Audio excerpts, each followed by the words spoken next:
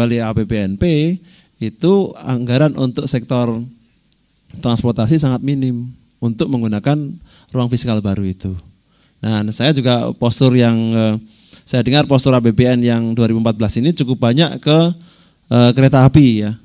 Nah, dan ini apakah kemudian akan menjadikan adanya perubahan perilaku ke depan mengenai penggunaan BBM? Saya kira ini hal yang cukup bisa dipertanyakan.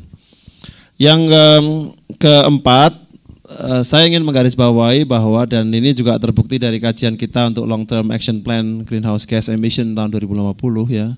Kita baru saja menyelesaikan sebuah studi estimasi perubahan gas rumah kaca di sektor transportasi sampai tahun 2050 Pak Iva. Mungkin nanti kita sampaikan ke Bapak hasil kajiannya dalam bahasa Inggris, Country Report, Indonesia Country Studies untuk estimasi greenhouse gas emission sampai tahun 2050 di sektor transportasi. Dan memang cukup menarik ya bahwa kalau pemerintah itu merencanakan penurunan gas rumah kaca 26% ya Pak ya tahun 2020, itu dengan policy yang sekarang itu tidak mungkin dilakukan. Karena dua hal. Pertama, karena proyek-proyek itu baru saja mulai. Jadi completion-nya itu sekitar tahun 2025 baru kita mulai dapat dampaknya. Ya, too late ya kalau kita bicara. Tapi saya kira better too late than never, kata Pak Tanto. Nah, yang kedua, kalau kita bicara tadi, BBM policy ini tidak bisa dilepaskan dari dua kebijakan yang lain. Yang ini sangat penting sekali dan kami sangat concern, sangat menaruh perhatian kenapa ini tidak terjadi. Yang pertama adalah integrasinya dengan kebijakan di sektor transport dan kebijakan di sektor industri, khususnya otomotif. Baik Prof. Danang, boleh dipersingkat? Ya, 1 menit saja. Nah, satu yang ingin kita tekankan dan barangkali menjadi diskusi kita hari ini adalah mengenai kebijakan LCGC, ya, low cost green car, ya, yang menurut peraturan pemerintahnya itu tertulis di sana yang namanya kendaraan berbiaya murah dan berbakar bahan bakar hemat energi adalah bukan sedan dan bukan station wagon. Spesifik itu Pak. Jadi kalau ada yang skim yang mendapatkan insentif bebas pajak itu dan itu sedan dan itu station wagon itu harus ditolak karena apa? Di dalam PP-nya mengatakan bukan sedan, bukan station wagon. Saya pernah tanya itu kawan-kawan di perindustrian. Kalau bukan sedan, bukan station wagon, mobil apa itu? Nah, ini kan gitu ya. Nah, jadi saya kira itu menurut saya jadi posisi penting dan saya dalam kesempatan ini menghimbau betul ya kepada Pak Iva karena Kementerian Keuangan akan menjadi posisi sentral Pak dari 3 policy itu karena ujung-ujungnya kan fiscal balance nih Pak. Dan saya senang sekali bahwa ada round table seperti ini tapi saya kira tidak boleh berhenti di seminar. Ya, menurut saya tadi saya juga sampaikan ke penjemput saya di bawah, saya kira ini harus ada sebuah seri policy research, policy discussion berikutnya series karena 3 ini nggak pernah ketemu kadang-kadang, BBM policy, transport policy dan industry policy dan kita di dalam paparan yang saya buat sebenarnya melihat secara sederhana bagaimana sebuah kebijakan itu punya cabang-cabang ke sektor yang lain termasuk pemerintah daerah. Saya kira itu aja Mas. Baik. Terima kasih. Assalamualaikum warahmatullahi wabarakatuh. Terima kasih. Waalaikumsalam warahmatullahi wabarakatuh. Prof. Danang. Sekarang saya ingin memberikan kesempatan Pak Lawrence untuk memberikan respon dari penanya, 4 penanya sebelumnya. Silakan Pak Lawrence. Terima kasih Pak Said. Soal prioritas solusi ya kan tadi ya kenapa tidak.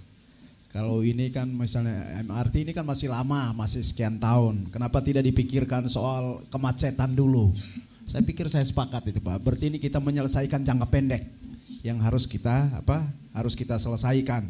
Seperti misalnya Sudirman, kenapa tidak itu dipakai untuk jalur kereta api, ya kan? Nah ini tentu ini kan soal undang-undang Pak. Ini kan. Kalau kita sih dari pusat kan kita menginginkan bahwa itu secepatnya diselesaikan. Dan sekarang terus terang PT Kereta Api sedang melakukan revitalisasi, baik itu stasiun dan prasarananya.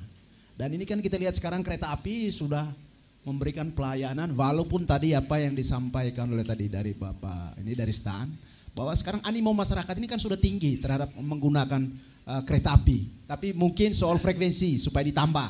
Saya pikir usulan yang sangat bagus. Kemudian penambahan gerbong, ya kan, ini yang kita saya sebelum PT Kereta Api melakukan seluruh kereta api Jabotabek itu jadi ber-AC semua, kita melakukan kunjungan dulu. Bagaimana kita naik kereta api yang non AC? Di mana itu seperti tidak manusiawi. Tapi walaupun itu kan memang masyarakat juga selalu memberikan kritikan. Kenapa tidak tetap yang non AC? Tapi kita lihat bahwa tidak nyaman. Nah setelah sekarang ini di-upgrade kan, ini kan masyarakat sudah mulai mau naik kereta api. Tentu ini kan memang soal mindset berpikir kita masyarakat juga. Mau naik di gantungan, di atas gerbong, ya kan. Padahal dari sisi keselamatan ini kan membahayakan. Jadi ini soal mindset masyarakat juga Pak. Ini yang perlu kita bangun mesti bersama-sama. Bahwa kenyamanan tadi dari Pak ini sudah soal kenyamanan. Kita bagaimana mau naik kendaraan transportasi publik tapi tidak nyaman, ya kan, dari sisi soal fasilitas dan sebagainya. Memang kita harus unik. Soal juga undang-undang Pak, peraturan perundang-undangan. Dan kita ini kan harus mesti benahi secara total. Dengan undang-undang otonomi daerah, ini kan ada kewenangan yang tidak bisa diintervensi oleh pemerintah pusat. Dan ini juga menjadi kendala, menjadi persoalan. Ada sekat yang tidak bisa kita atasi secara tuntas begitu Pak. Dari sisi peraturan perundang-undangan, soal kewenangan. Kemudian soal tentu saya sepakat bahwa kita harus prioritaskan dulu mengatasi macet dulu deh sekarang ini dalam jangka pendek. Sambil ya sekarang pemerintah DKI sudah melakukan suatu terobosan-terobosan soal MRT dan sebagainya. Ya termasuk contoh di Cina ya sepeda motor itu hanya di pinggiran kota saja. Masuk kota itu sudah menggunakan transportasi publik. Tapi ya tentu kan mesti kita harus ada lahan juga Pak. Ini kan juga menyangkut soal biaya ya. Yang ini tanggungan siapa? Dengan undang-undangnya ini kan menjadi persoalan Pak. Begitu juga. Kemudian Pak Umar, saya terima kasih, ini soal koordinasi memang. Ini kemudian soal implementasi, ya soal komitmen, ya kan, baik itu pemerintah dan masyarakat. Jadi kita tentu tidak bisa ya hanya seminar terus-menerus. Saya juga sering sekali berbicara, tapi soal implementasi, soal bagaimana kita melaksanakannya. Tentu sekarang ini juga kan kenapa terjadinya ini kan soal bahwa sekarang ini soal gaya hidup masyarakat juga. Membeli mobil banyak, ini kan gaya hidup juga. Menggantikan merek mobil yang dari A, merek yang lebih hebat, yang lebih ini. Ini soal menyangkut soal gaya hidup masyarakat juga. Kita misalnya mendorong supaya menggunakan transportasi publik, tapi kadang-kadang gaya hidup masyarakat juga pingin beli mobil yang banyak. Karena baru merasakan misalnya sekarang masyarakat kita ini kan lagi ada peningkatan, ya kan, ada peningkatan daya beli yang begitu cepat. Ini juga menyangkut berpengaruh pada gaya hidup Pak. Ini jadi persoalan juga. Kemudian saya sepakat dengan soal bagaimana kita mencari filosofi ya seperti di TNI, ya kan, kita rebut dulu baru kita menyusun untuk perbaikan dan sebagainya. Saya pikir itu bagus juga Pak. Kemudian ya tentu Undang-Undang Dasar 45 ya sudah menggariskan bagaimana mensejahterakan masyarakat, ya kan Pak, begitu. Kemudian Pak Joko, terima kasih Pak. Ini kan tantangan buat saya, ya kan.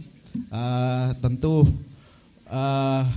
saya akan berusaha melakukan itu Pak, karena ini challenge buat saya ini untuk bisa menggunakan transportasi publik. Memang perlu bangsa ini kan harus ada contoh dari pemimpin, ya kan, baru akan diikuti oleh masyarakatnya.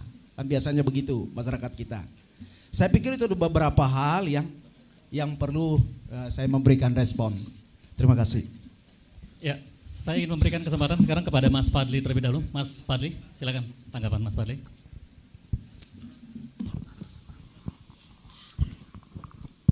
Ya, terima kasih. Jadi memang tadi masalah optimisasi dari peranan dari transportasi publik memang krusial adanya. Bapak juga sudah membahas dengan sangat-sangat rinci.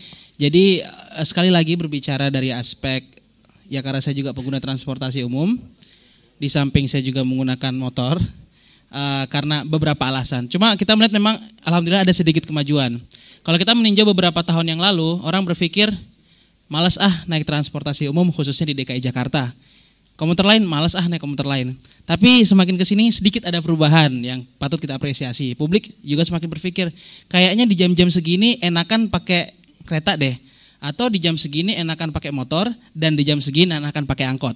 Nah ini kan sebenarnya suatu ya progres lah yang harus kita terus kita tingkatkan. Namun demikian yang memang harus menjadi concern utama kita adalah memang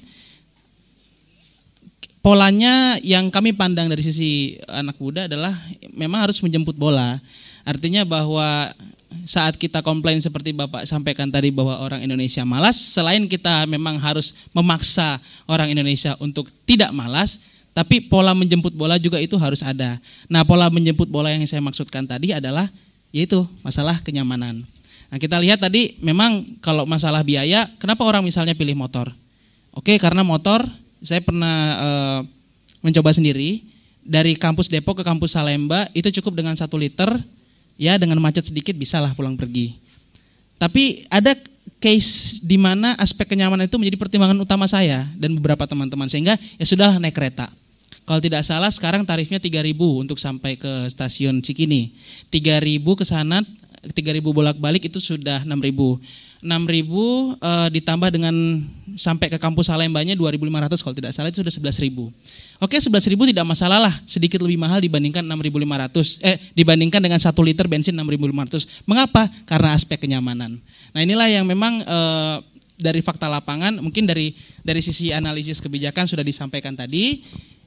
Kemudian saya mencoba melengkapinya dari pandangan-pandangan masyarakat bahwa memang selain daripada masalah ya tadi Bapak Sutanto sampaikan privilege dari segi kemampuan sehingga orang beli motor lebih memilih motor, bahwa aspek kenyamanan ini juga bisa dioptimalkan loh untuk men-trigger orang sampai kepada transportasi publik. Dan yang terakhir juga tadi saya sedikit menyampaikan mendorong infrastruktur yang mendukung optimisasi dari peran transportasi publik.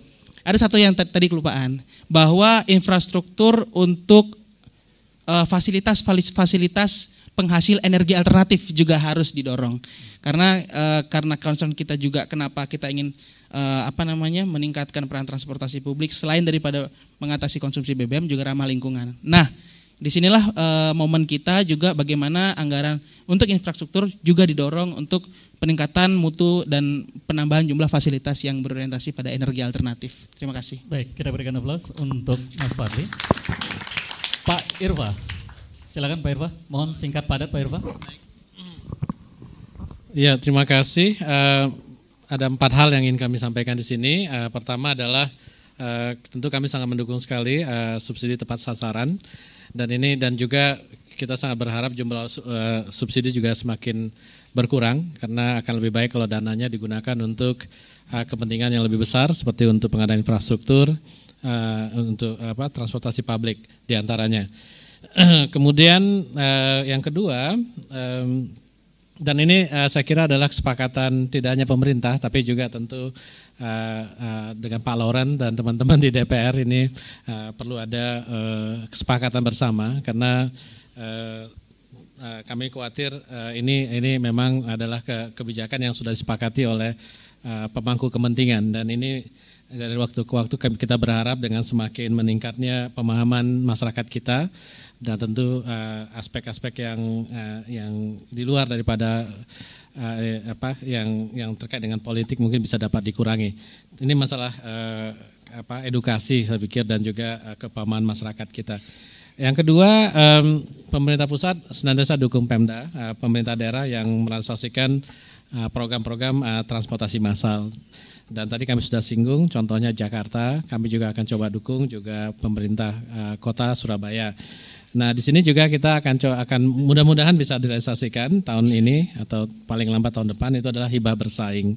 Jadi tadi Profesor Sutanto juga singgung tentang ERP, penerapan ERP kan dananya besar ya Prof ya. Nah, ini bisa menjadi salah satu kandidat sebenarnya untuk yang tadi hibah bersaing tadi. Nah, kita akan pelajari lebih mendalam terhadap program-program unggulan tadi. Yang ketiga terkait dengan ini permasalahan yang tadi yang kita hadapi, maksudnya penanya juga masalah implementasi yang lambat. Ya, ini sebenarnya ada kaitannya dengan kolaborasi antar kementerian yang masih perlu ditingkatkan dan juga implementasi rule of law. Nah, masalah kolaborasi antar KL kami melihatnya adalah ya Kementerian Keuangan sebenarnya contohnya beberapa kali itu mendukung program-program yang terkait dengan konversi energi misalnya. Atau juga pembatasan implementasinya yang ternyata tidak dilakukan. Contohnya kita sediakan dana untuk pengadaan stasiun gas. Itu program ESDM misalnya, tapi ternyata tidak direalisasikan karena berbagai alasan, diantaranya karena kesulitan lahan. Termasuk juga converter kit, kita juga sediakan dana sesuai dengan usulan dari ESDM, tapi ternyata juga tidak direalisasikan. Nah ini yang kalau sudah itu untuk diperpanjang multi years ini repot lagi, ada siklus anggaran yang harus disepakati juga dengan DPR, karena memang siklus anggaran kita memang tertentu dan nggak bisa kita melakukan perubahan. Dan terakhir ya kami berterima kasih atas kajian-kajian yang akan disampaikan oleh Profesor Danang tadi, termasuk juga oleh RCCC. Kita menunggu itu untuk kita juga kolaborasi lebih lanjut untuk agar kita bisa mendukung daripada transportasi massal ini dan tentu juga perubahan iklim. Terima kasih. Baik, terima kasih Pak Irfa. Kita berikan aplaus untuk Pak Irfa, dan sebelum saya kembali memberikan kesempatan kepada Bapak Ibu yang hadir di sini, Dr. Triarko akan memberikan respon. Silakan.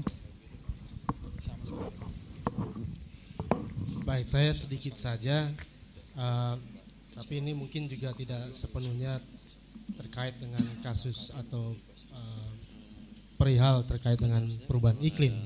Saya melihatnya bahwa setiap kebijakan itu akan bisa baik, berjalan baik dalam mengoperasikannya dengan syaratnya satu, jika kelembagaannya, institutional arrangementnya itu tepat terhadap desain kebijakan dan juga tentunya tepat guna pada saat mendesain operasionalnya, Pak. Kalau saya katakan kelembagaan itu tidak hanya pemerintah, tetapi tentu kelembagaan dalam hal ini adalah diartikan sebagai aturan main dan aktor-aktornya, termasuk masyarakat sendiri. Jadi makanya kalau tadi Bapak Irfa mengeluhkan koordinasi yang Bapak sampaikan, koordinasi antar KL itu susah, atau bahkan dengan LPNK dan seterusnya lembaga pemerintah pusat daerah susah ya, karena kelembagaannya Pak, institutional arrangementnya tidak dirancang dengan pas dalam pengertian bisa mengoperasikan, dan juga mungkin kalau saya mengutip hasil kajian dari Pak Kuntoro, ada dua yang menyebabkan kita ini sekarang kisruh di dalam melaksanakan kebijakan sampai pada sistem operasi yang efektif atau tepat guna, Pak. Dua itu adalah yang selalu didengung-dengungkan oleh masyarakat banyak dan menjadi pertanyaan besar, demokrasi dan desentralisasi, Pak. Jadi itu yang membuat kita seringkali tidak mudah melaksanakan kebijakan.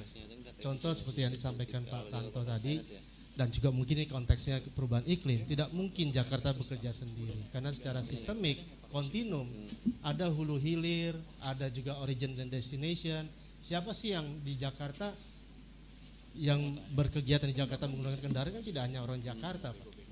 9 juta registrasi penduduk Jakarta, kalau siang seperti ini kan jadi 20-an juta.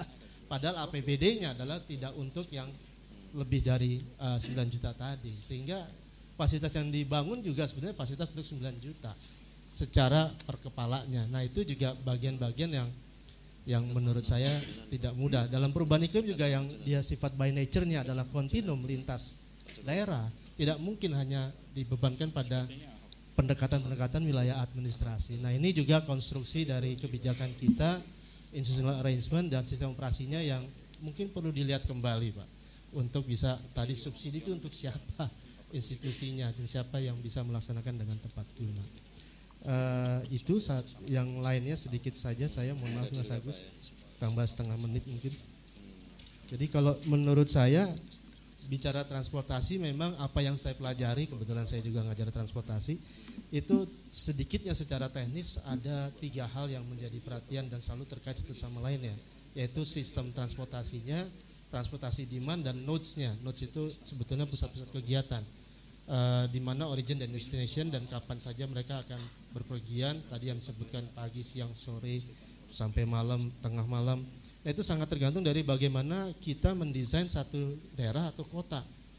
Nah, sekarang Jakarta itu hampir di tempat banyak yang ini semuanya ada pusat, sehingga kalau dalam ilmu sungai, beliau ahlinya Pak Asrul, itu braided Pak, semrawut, sehingga sulit untuk menata sistemnya. Dengan demikian origin destination-nya juga menjadi begitu beragam. Nah kita mau melayani yang mana tadi, koridor yang bagus hanya Blok M kota. Saya nggak heran kalau dari sisi itu. Nah oleh karena itu juga dalam konteksnya kita coba lihat dalam resiko, mitigasi resiko dari akses-akses yang ada, baik yang tadi sifatnya suprastruktural sampai dengan real di lapangan, yaitu yang nggak cukup hanya bicara secara linear, solusinya linear tidak cukup, harus non linear. Dari itu saja Pak dari saya. Terima kasih. Ya, saya juga ingin memberikan kembali kesempatan, tapi sebelumnya di tengah kita juga ada pelaku usaha transportasi. Saya ingin memberikan kesempatan pada Ibu untuk memberikan tanggapan terlebih dahulu. Boleh? Terima kasih. Silakan. Terima kasih Pak. Saya kalau hadir di UI sepertinya IQ saya langsung naik 50 poin nih Pak. Karena banyak orang pinter dan lokasinya bagus sekali ya. Tadi walaupun agak tersesat, tapi ternyata luar biasa perpustakaannya, saya kagum. Salah dulu saya sekolah ke Amerika, harusnya sekolahnya di UI aja ya. Oke, nama saya Eka Lorena Pak, kebetulan saya Ketua Umum DPP Organda, organisasi operator angkutan umum jalan raya. Seperti Mas Danang nih teman saya di sini yang ulang tahunnya sama dengan saya, makanya muka kami agak-agak mirip, tapi beda tahun ya Mas ya. Anggota kami 1,5 juta saat ini, yang hidup di dalamnya hanya 15 juta. Dan sebenarnya tadi saya sampaikan kepada Profesor Abimayu, saya sangat bangga dan senang karena UI bersama Kemenq memiliki inisiatif untuk melakukan acara hari ini, sehingga saya cancel Pak semua acara saya hari ini untuk bisa hadir di sini, karena menurut saya kalau ada yang peduli, kalau ada yang ingin support, kita yang menjadi bagian dan sebagai operator harus turut mendukung, karena selama ini sudah terlalu lama, selama hampir 70 tahun dibiarkan berjalan sendiri, mencari solusi sendiri, ya kalau mati ya sendiri juga sih Pak begitu. Benar sekali, memang masalahnya cukup pelik ya. Tapi sebenarnya saya pernah ngomong sama Mas Gita, Pak Gita, saya bilang, beliau selalu mengatakan Indonesia tidak lama lagi akan menjadi negara maju, the most powerful country in economy, number 7 katanya in 2030. Tapi saya cuman ngomong sama beliau karena saya percaya kalau kita mau jadi powerful, artinya orang-orang tuh bisa ke sekolah, nggak susah, nggak kebanjiran. Angkutan umumnya nggak mahal sama nggak serem, ke sekolahnya juga gampang, ke kantornya iya, barang-barang di pabriknya distribusinya juga gampang. Jadi maksudnya kan mobilisasinya harus ada. Tapi bagaimana kita bisa menjadi the most powerful country kalau mau ke kantor saja juga sulit, macet, stres, emosi jiwa. Sekarang juga harus belajar mungkin bagaimana mengendari getek mungkin ya di kemudian hari di DKI, mungkin undang-undangnya jadi undang-undang nomor 23 Pak Profesor Sutanto, iya akan disiapkan mungkin ya berikutnya. Jadi bagaimana kita mau jadi negara baju kalau transportasinya saja tidak mumpuni begitu. Tadi disampaikan sama Mas yang masih muda ini yang duduk di depan bahwa angkutan umum di Singapura bagus, angkutan umum di Indonesia tidak bagus. Tapi menurut saya ini sebenarnya ada kata kuncinya satu. Bagaimana insentif kepada angkutan umum supaya angkutan umum ini memang mumpuni dan bisa bersaing dengan kendaraan pribadi. Dan kalau kita hanya memberikan insentif terhadap angkutan umum, saya rasa tidak akan bisa mengejar angkutan pribadi. Kenapa? Karena angkutan pribadi sudah begitu banyak menerima kenikmatan, kenyamanan, kemudahan dan lain-lain. Jadi gapnya sudah terlalu tinggi. Artinya dia mesti tahan lagi, ada disinsentif. Memang tidak populer, cuman kembali lagi apakah pemimpin regulator di negara kita berani mengambil keputusan tidak populer begitu. Karena kalau jadi populer ya gampang, tapi kan kita ini hidupnya tidak dari populer. Hidup bagaimana kita ini tidak stres karena macet begitu. Tadi saya sampai udah bangun pagi-pagi buta takut terlambat ke sini. Untung Mas Danang lebih macet lagi ternyata. Jadi saya tidak terlihat tidak bagus. Jadi insentif sama disinsentif angkutan umum. Kalau kita mau ngobrol angkutan umum sekarang di Indonesia tinggal 2 juta Pak busnya. Kalau truknya itu masih ada 5,4 juta. Kalau sepeda motor ya puji Tuhan sekarang sudah 77 juta begitu di Indonesia. Dan mobil kurang lebih 30 juta 586 741 totalnya seluruh Indonesia. Jadi kalau memang mau mengembangkan transportasi massal ini merupakan PR yang super sangat besar dan komitmennya harus sangat besar dan melakukannya harus sangat ekstrim, tidak bisa biasa-biasa saja karena masalahnya sudah ekstrim. Kalau dokter yang datang hanya dokter spesialis, komitmennya tidak penuh, saya rasa walau alam tidak akan terjadi apapun juga. Yang ada hanya dulu pernah ada loh, mungkin gubernurnya buat A, mungkin menterinya buat B, tapi konkretnya di lapangan saya rasa hampir tidak ada karena permasalahannya sudah cukup pelik. Tadi juga Mas ini bilang, kenapa rutenya itu kok amburadul, pindah-pindah begitu. Jangan lihat ke saya Mas, lihatnya langsung ke situ ada Profesor Sutanto. Karena itu yang ngatur tuh Dinas Perhubungan. Kalau perusahaan itu pasti mau dong ya, jaraknya nggak pendek-pendek begitu. Kalau bisa langsung lurus juga, dihitung per kilometernya juga bagus, dan juga masyarakatnya terlayani dengan baik dan nyaman, pasti kita mau. Dan harusnya memang perizinan itu tiap tahun dianalisa, dan rute itu tiap tahun dianalisa, dan ada budgetnya. Karena saya kalau soal budget, duit ibu-ibu lah maklum kan ya, pasti saya periksa begitu. Dan itu tidak dilakukan, mungkin belum dilakukan. Saya rasa di sini ada banyak orang pinter. Saya rasa ini bisa dilakukan karena menurut saya kalau tidak ada komitmen dari mulai routing system, orang tidak akan pernah mau pindah karena jauh lebih nyaman naik sepeda motor. Kapan saja, di mana saja, bisa apa saja. Sedangkan kalau rute itu kita mau pindah-pindah ditangkap polisi Mas. Kamu melanggar trayek, yang ada besok izinnya dibekukan. Nah ngurus izinnya lagi kan tidak ada yang free begitu kan. Ujung-ujungnya harus ada suatu kompensasi. Nanti kan bahaya lagi gitu, kompensasi tidak beroperasi kan juga repot menurut saya. Bukan saya ngomong yang lain-lain loh Mas, jangan berpikir yang negatif. Tapi kalau berpikir negatif di luar tanggung jawab saya ya. Okay. Jadi insentif disinsentif dan memang tadi Mas Denang sudah bilang kok di sini diperlukan angkutan massal dan tadi dibilang bahwa kita mau mengurangi subsidi BBM karena sudah berdarah-darah ini APBN. Kedua juga penggunaannya di eman-eman karena Indonesia cadangannya kurang dari 15 tahun sudah habis. Jangan sampai kita mesti ketengan lagi beli di luarnya begitu. Ya tapi yang keluar peraturannya kan low cost green car begitu, saya bingung juga. Mau menekan subsidi, mau menghemat, yang keluar mobil pribadi. Harusnya ada yang ada sih menurut saya low cost airlines, low cost green car ya baru di Republik Indonesia yang kita cintai ini begitu. Tapi tolong begitu, kalau ini tidak ada komitmen dan sesuatu terobosan yang ekstrim, di mana saya belum pernah lihat ada negara maju kalau angkutan umumnya jelek. Wah negaranya memang maju, logistiknya efisien, tapi angkutan umumnya baik angkutan umum orang ataupun barang tidak pernah didukung, it never happens. It's gonna be only just a dream kayak lagu nantinya Pak anggota Dewan. Iya karena yang kita perlukan kalau kita memang mau menjadi negara yang kuat, satu pasti logistiknya harus kuat. Karena kita tidak bisa hanya menggantungkan hal-hal itu kalau beli-beli barang saja. Banyak sekali pengangguran juga karena transportasinya tidak jalan, karena tidak kegiatan ekonomi sehingga mereka harus datang ke Jakarta menemui tempatnya Profesor Sutanto dan Pak Jokowi karena tidak ada mobilisasi di sana begitu. Jadi saya juga senang Pak sudah diundang ke Kementerian Keuangan ketemu Pak Bambang. Beliau juga menanyakan hal-hal apa yang bisa diberikan langsung dan dirasakan langsung juga pada operator.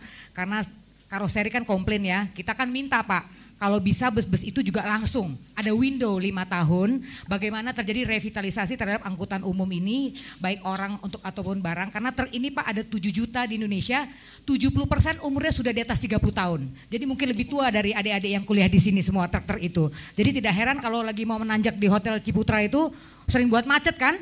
Karena dia tidak bisa menanjak lagi, usianya sudah 30 tahun begitu. Jadi insentif ini diharapkan tidak merupakan bantuan subsidi uang seperti bantuan yang dilaksanakan sekarang ini, tapi bantulah dengan pajak, kredit bunga. Karena kredit bunganya kalau saya rata-rata itu untuk angkutan umum itu sekitar 20-25%. Kenapa beli sepeda motor hanya 4% begitu? Memang banyak sekali kemudahan. Baik. Bukan kita mau marah, tapi maksud saya ini keadaannya begitu. Itu saja dari saya, bukan curhat, tapi kira-kira nih saya mengharapkan terobosan yang besar nih dari Kementerian Keuangan karena saya lihat ada tanda-tandanya mau keberpihakan terhadap angkutan umum jalan raya di Indonesia. Sekian dan terima kasih.